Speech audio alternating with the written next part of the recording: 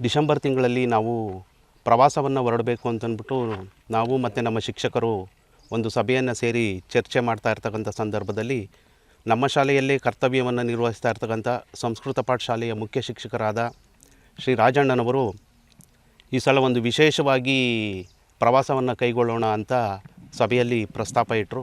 ಆ ನಿಟ್ಟಿನಲ್ಲಿ ಶ್ರೀಯುತ ರಾಜಣ್ಣನವರು ನಮ್ಮ ಮಕ್ಕಳನ್ನೆಲ್ಲ ವಿಮಾನದ ಮೂಲಕ ಕರ್ಕೊಂಡು ಹೋಗಬೇಕು ಅಂದಾಗ ಶಿಕ್ಷಕರು ಮತ್ತು ಸ್ವತಃ ನಾನು ಕೂಡ ಅಚ್ಚರಿಯನ್ನು ಪಟ್ಟೆ. ನಿಜನಾ ಸಾರ್ ಅಂತಂದಾಗ ಅವರು ಇಲ್ಲ ಸಾರ್, ಏನೇ ಕಷ್ಟ ಆದರೂ ಪರವಾಗಿಲ್ಲ, ಈ ಸಲ ಮಕ್ಕಳನ್ನ ವಿಮಾನದಲ್ಲಿ ಕರ್ಕೊಂಡು ಹೋಗೋಣ ಅಂತಂದ್ಬಿಟ್ಟು ಅವರು ಭರವಸೆಯನ್ನು ಕೊಟ್ಟರು. ಅದೇ ರೀತಿ ನಾವು ದಿನಾಂಕ 3/12/2024ರಿಂದ 7/12/2024 ತನಕ 5 ದಿನಗಳ ಪ್ರವಾಸವನ್ನು ಮಹಾರಾಷ್ಟ್ರಕ್ಕೆ ಹೋಗಬೇಕು ಅಂತ ತೀರ್ಮಾನ ಮಾಡಿಕೊಂಡು ನಮ್ಮ ಶಾಲೆಯಿಂದ ಒಂದು ಬಸ್ಸು ಮಹಾರಾಷ್ಟ್ರಕ್ಕೆ ಮೊದಲೇ ಹೊರಡ್ತು 2ನೇ ತಾರೀಕು.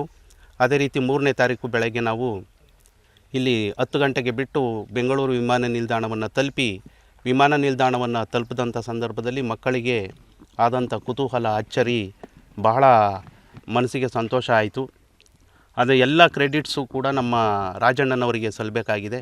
ಸುಮಾರು 2,70,000 ರೂಪಾಯಿಗಳಿಗಿಂತ ಹೆಚ್ಚು ಹಣವನ್ನು ಖರ್ಚು ಮಾಡಿ ನಮ್ಮ 2 ಲಕ್ಷ ರೂಗಳನ್ನು ಖರ್ಚು ಮಾಡಿ 70,000 ರೂಗಳನ್ನು 2,70,000 ರೂಗಳನ್ನು ಖರ್ಚು ಮಾಡಿ ಅವರು ಸ್ವಂತ ಖರ್ಚಿನಿಂದ ಮಕ್ಕಳನ್ನು ಈ ಯಶಸ್ವಿಯಾಗಿ ವಿಮಾನಯಾನ ಪ್ರವಾಸವನ್ನು ಕೈಗೊಂಡು ನಾವು ಪರಮಪೂಜ್ಯ ಡಾಕ್ಟರ್ ಶ್ರೀ ಶಿವಕುಮಾರ ಶಿವಯೋಗಿಗಳವರು ಹಾಗೂ ಸಿದ್ಧಗಂಗಾ ಮಹಾಕ್ಷೇತ್ರದ ಪರಮಪೂಜ್ಯ ಅಧ್ಯಕ್ಷರು ಕಿರಿಯ ಶ್ರೀಗಳ ಆಶೀರ್ವಾದದಿಂದ ಯಶಸ್ವಿಯಾಗಿ ಮಹಾರಾಷ್ಟ್ರದ ಕೆಲವೊಂದು ಪ್ರಮುಖ ಪ್ರದೇಶಗಳನ್ನು ಶಿರ್ಡಿ ಮತ್ತು ನಾಸಿಕ್ಕು, ಪಂಡ್ರಾಪುರ, ತುಂಗಭದ್ರಾ ಡ್ಯಾಮು ಇತ್ಯಾದಿ ಕೆಲವೊಂದು ಕ್ಷೇತ್ರಗಳನ್ನು ಭೇಟಿ ಮಾಡಿ ಮಕ್ಕಳಿಗೆ ಅದೊಂದು ಅವರ್ಣನೀಯ ಅನುಭವವನ್ನು ನೀಡ್ತಕ್ಕಂಥ ಪ್ರವಾಸ ಆಗಿತ್ತು. ಆ ನಿಟ್ಟಿನಲ್ಲಿ ನಾವೆಲ್ಲರೂ ಕೂಡ ಶಿಕ್ಷಕರ ಜೊತೆಗೂಡಿ, ಸಿಬ್ಬಂದಿ ವರ್ಗದವರು, ಅಡುಗೆ ಸಿಬ್ಬಂದಿಯವರು ಎಲ್ಲರ ಜೊತೆಗೂಡಿ ಯಶಸ್ವಿಯಾಗಿ ಈ ಪ್ರವಾಸವನ್ನು ಮುಗಿಸ್ಕೊಂಡು ಬಂದಿದ್ದೀವಿ. ಅದಕ್ಕೆ ನಮ್ಮ ವಿದ್ಯಾಸಂಸ್ಥೆಯ ಪರವಾಗಿ, ನಮ್ಮ ಎಲ್ಲ ಶಿಕ್ಷಕರ ಪರವಾಗಿ ಹಾಗೂ ನಮ್ಮ ವಿದ್ಯಾರ್ಥಿ ಸಂಘದ ಪರವಾಗಿ ಸನ್ಮಾನ್ಯ ಶ್ರೀ ರಾಜಣ್ಣನವರು ಸಂಸ್ಕೃತ ಪಾಠಶಾಲಾ ಮುಖ್ಯ ಶಿಕ್ಷಕರು ಇವರಿಗೆ ಅಭಿನಂದನೆಗಳನ್ನು ನಾವು ಸಲ್ಲಿಸ್ತಾ ಇದ್ದೀವಿ. ಹಾಗೆ ಈ ಪ್ರವಾಸಕ್ಕೆ ಪ್ರತ್ಯಕ್ಷವಾಗಿ ಪರೋಕ್ಷವಾಗಿ ಸಹಕಾರ ಕೊಟ್ಟಂಥ ಎಲ್ಲ ಪೋಷಕ ಬಂಧುಗಳು, ವಿದ್ಯಾರ್ಥಿಗಳು ಎಲ್ಲರಿಗೂ ಕೂಡ ಧನ್ಯವಾದಗಳನ್ನು ಅರ್ಪಿಸ್ತಿದ್ದೀನಿ. ಈಗ ಪೋಷಕರನ್ನ ಒಪ್ಪಿಸ್ಬೇಕಾದ್ರೆ ಏನಾದ್ರು ಕೇಳಿದ್ರೆ ಅವರು ಓಕೆ ಅಂದ್ರೆ ಒಂದೇ ಸರಿ ಒಪ್ಕೊಂಡ್ರ? ಇಲ್ಲ ಸರ್, ವಿಮಾನದಲ್ಲಿ ಕರ್ಕೊಂಡು ಹೋಗ್ದಾಗ ಪೋಷಕರು ಕೂಡ ಭಯ ಇರುತ್ತೆ, ಭಯನೂ ಪಟ್ಟರು ಸರ್. ಜೊತೆಗೆ ಏನಾಯಿತು ಅಂತಂದ್ರೆ ಅವ್ರು ಯಾರೂ ನಂಬಲಿಲ್ಲ.